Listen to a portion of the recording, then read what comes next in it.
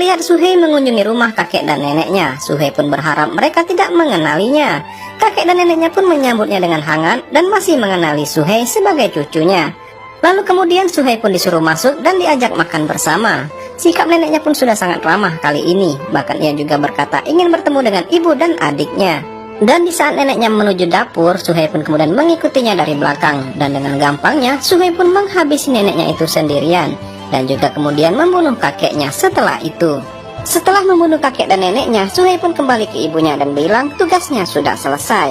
Atas perbuatan Suhei tersebut, ia pun kemudian dijatuhkan hukuman selama 12 tahun penjara. Lalu didampingi oleh seorang pengacara.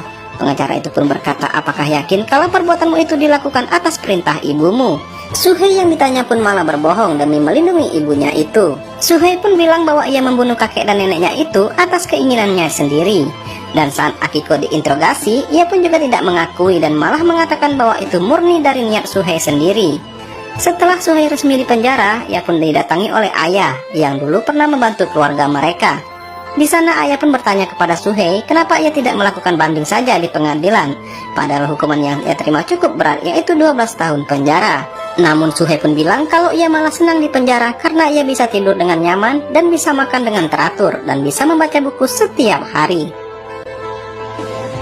Dan berakhirlah kisah ini, dan kesimpulan yang bisa kita petik adalah terkadang banyak orang tua di luar sana yang tidak pernah mengakui kesalahannya kepada anaknya sendiri. Minta maaf itu bukan soal siapa yang lebih muda dan siapa yang lebih tua. Minta maaf itu adalah karena kita melakukan kesalahan. Sampai jumpa di film-film menarik lainnya ya guys. Terima kasih.